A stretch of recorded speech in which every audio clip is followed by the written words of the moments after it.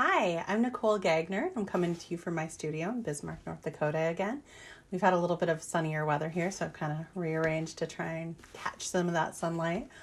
Speaking of, because of the sun and how things are warming up, I'm hoping to get some videos inspired by nature, going out on nature walks and collecting things in nature, drawing things from nature. So watch for those videos coming soon as things get a little bit nicer. But for right now, we're going to stay in the studio, let things kind of dry up out there. The last video I did was inspired by things around the house, making your own paints from things that you have and kind of experimenting, seeing really what you can make, what kind of pigments you can create and how you could paint with them. So building off of that, we're going to keep looking around the house for supplies that we can make art with. And keep kind of experimenting and seeing what comes out of that. And then if you have a lot of experimentations and lots of papers left over, I have a great project for you to do with those at the end, where we'll be making our own collage paper using some of those experiments that maybe didn't go quite as planned and turning them into a whole new piece of art. So I'm really excited to show that to you guys. Stay tuned in the future. I'll have even more videos going more into depth on watercolor. If you have watercolors at home, more things that you can do inspired by nature, all sorts of fun stuff like that. So really excited to share all of that with you guys. But for now, just take a look around your house, see what you have that can make a mark. So pencils can make a mark, markers can obviously make a mark, crayons, highlighters, anything that you could possibly draw with on paper. Collect up as many different things as you can get, and any kind of paper will work for this. If you're going to be doing any kind of painting or any projects that are, if you're using anything that's kind of liquidy, I would suggest the thickest paper you have. But if you're just using dry stuff like pencils, pens, markers, any regular computer paper is fine. Something that can actually be really fun is if you have any kind of scrap papers left over, old homework that you don't need anymore, or printed things that you're just not going to be using anymore. You can actually use those to draw on also. So collect up all sorts of different things, and then I will switch over my camera so that you can see what I've got going on my desk here. Okay, so you can see here I've just got, this is just a really big piece of drawing paper. Any size that you have is fine. I've collected some crayons, some colored pencils, some markers, whatever you have around the house is fine. So to get started, the first thing that I like to do is kind of think about how things will layer. So if I want anything really waxy, I want to remember that you can't really go on top of waxy things really well. So I won't start with crayon yet, and maybe I'll add that on top in the future. Same with really, really dark things like a permanent marker here. Anytime that I start with that, I might not be able to go over the top of it, but maybe that could be a really interesting something that shows through on all layers before. So for example, maybe I'll just start with some squiggly lines here. And this marker is a little, looks like it's on the outs. That's okay. Maybe I'll trace over anything that I want darker. Maybe I won't. We'll just see. So I'll go ahead and make another mark here. See, that's a nice, interesting contrast, really different. So now I've got a couple different shapes on here. You'll notice I'm not really going for anything recognizable right now. I'm just kind of doing some fun, interesting marks in different shapes.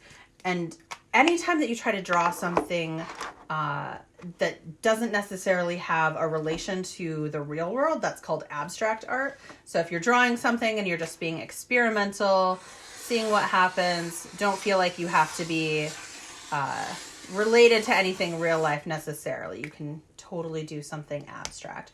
So now I've got a couple fun marks on here to get started, and maybe I'll grab some colored pencils here. There's a lot of different ways that you can use colored pencils actually. You can color lightly in one direction and then go back over them in another direction and get kind of nice different textures there. You can also start layering in other colors. The more that you start bringing in other colors and kind of layering them over the top of each other, the deeper those colors start to get. So I would play around with that, really experiment with different textures that you can make, different depths of color that you can make with your colored pencils. the more that you really start layering things on top of each other, the deeper those colors will get. Just keep in mind, I really tend to try to layer things together that are either warm colors or cool colors. I'll lay those out here for you so you can see the difference. So warm colors are going to be anything like red, orange, yellow. Cool is going to be anything like a green, a blue, anything kind of in that range. If you try to do any cool colors over the top of the warm colors, sometimes you could get really muddied colors. One exception to that would be green and yellow are actually okay to layer together. The yellow and the green, you take the blue together to make those colors. You could also layer things like if you put blue on top of yellow, you could make a greenish color. But if I did blue on top of orange, for example, orange is the complement of yellow. They're opposite of each other on the color wheel. So if I layer those together, I might get kind of muddy, grayish or brownish colors, which can be pretty. If that's what you want, that's fine. But just keep in mind if your colors are getting kind of muddied, maybe you're layering things together that didn't really want to play nice together. So go ahead and start filling in some of these shapes. I like to fill in with lots of color first, and then I might go over the top of it and add even more abstract shapes on top. For example, if I have some things colored in here, maybe I've colored in lots of these big shapes here, layered in more colors, things like that. But then maybe I want to take something waxy over the top and I want to start drawing on top of that and see how those act. Or maybe I want to bring back my markers or my pens, or even bring back a darker color and see what happens when I add shapes on top of there. So really get experimental. You can see how the colored pencil doesn't really want to draw on top of where I put the waxy thing. So kind of showing you that point there, but really get experimental here. Try filling in all these different shapes and see what happens when you really layer lots of different things on top of each other. You can even play around with doing different patterns. So a pattern is anytime you have anytime you have any object repeating. So it could be repeating lines, it could be repeating shapes. And you can see I switched here. So you don't have to, just because I had a big shape here doesn't mean I have to fill in that whole thing here. Maybe I'll divide this up and start a whole different shape over here. So you can get really experimental with this, maybe fill it in with different patterns, kind of however you want to make your page just come alive and be a little bit more interesting. The more you put into it, the more time you spend on it, the more life and interest there will be in this piece. So I'll just keep working on this for a little bit and we'll come back in just a second to see what we can do with it next. All right, so I'm not going to bore you sitting here watching me color because I can just do that forever. But you kind of get the gist. Add as much texture as you want, add as many, sorry if you hear my dog jingling around. She thinks there's going to be treats or something down here. I don't know, maybe she wants to make art too, who knows. Add as much texture as you want, add as much patterns. You can look around you for inspiration on patterns, or just pick some of your favorite shapes. Think how you can overlap them, how you can layer shapes inside of shapes. Things like that can get really interesting, and building up all of those different colors. So that's a fun abstract way to build up color and designs and really just have fun with it. So after you've played around with that for a while, like I said, you may end up having lots and lots of sheets. The more experimental you get, sometimes the less these things work out, and that's just part of making art. You try things, sometimes they don't work. So what I want you to do now is gather together all of those things that maybe they were fun but didn't turn out exactly as you planned, and gather those all up, and I'll show you how you can turn those into your own collage paper and make your own art with those.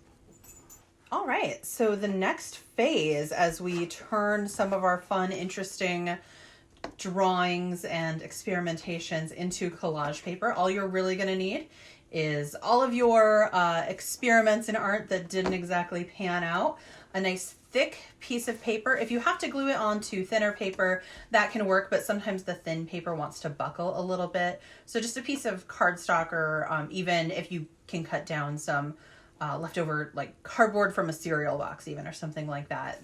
Something nice and sturdy that you can glue onto. And then all of your art experimentations. You can see here I started drawing on a picture that I'd printed out for something completely unrelated. I've got lots of things here to play around with.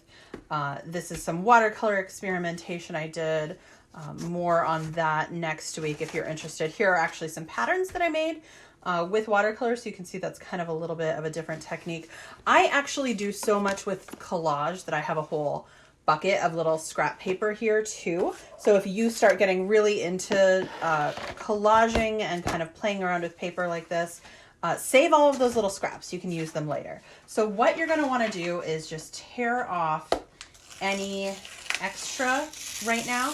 You can cut this with a scissors if you prefer, but I kind of like these interesting shapes that you sometimes get from ripping down paper. You'll notice that there's always one side that doesn't have, there's one side that has the little white from the tear, one side that doesn't. So you can kind of play around with that, seeing if you can get things kind of alternating a little bit. You want to rip off any of the stuff that you don't really want to keep. Like I don't love this white border up here, so I'm going to rip that in a way that I'm not going to keep that. But right now I'm just kind of ripping up shapes. I'm not ripping up lots of tiny little things, but I want to just have some fun experimental shapes for me to start with. So I'll just keep ripping up here.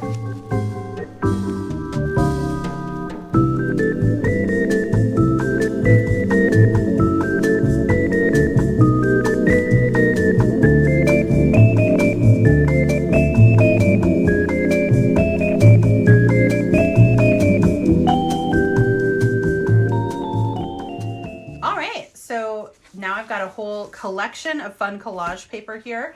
I've got a glue stick. I like using glue sticks because they don't want to pucker the paper quite as much as a wet glue would. But I'll set that aside for right now because I don't want to start gluing just yet. I want to start arranging a little bit and see if anything starts coming to mind when I start laying these out here. Does it start looking like anything to me? It doesn't necessarily have to look like anything. It doesn't need to be representational.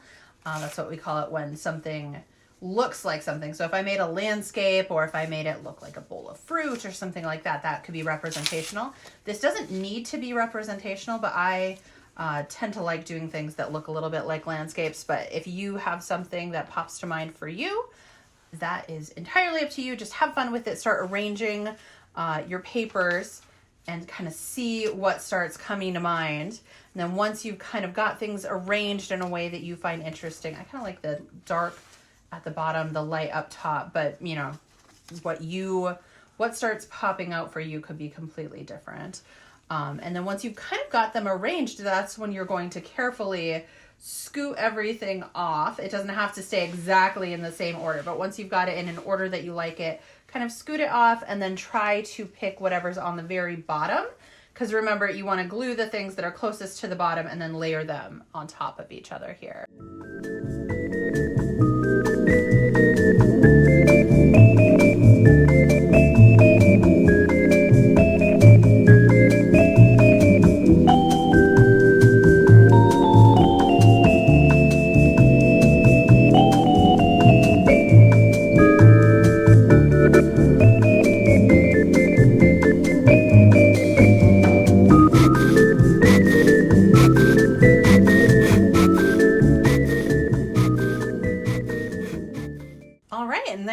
So this could be a finished collage as is. If I wanted, I could come and clean up the edges with the scissors. I kind of don't mind it being a little bit jagged and uneven right now. Totally up to you. Another thing that you can do if you're thinking it's just not quite looking finished as is, you could come back over it with a Sharpie or some other kind of permanent marker that could mark over all of these different types of things. And I could turn this into, as I was kind of seeing it in my mind being a landscape, I could kind of outline things, or you could do even more abstract things over the top. It really depends on what you want to turn it into.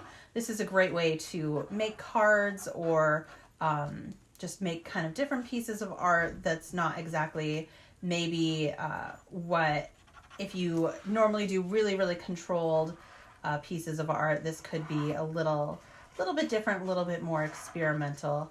So you can kind of turn it into all sorts of different things here. So if you wanted to make a card, you could glue it on top of another piece of cardstock, something like that.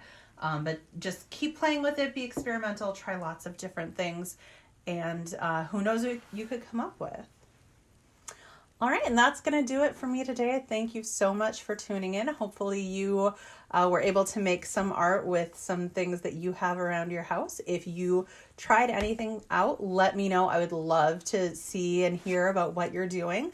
One big thanks again to the North Dakota Council on the Arts for supporting artists in making videos like these. There's other artists out there too that are being supported by the North Dakota Council on the Arts and making videos of art from their homes. So hopefully you can check those out also, make some art along with it. And I'd love to hear and see what you're doing. And thanks so much for tuning in. And I'll see you guys next time with some more art that you can make at home.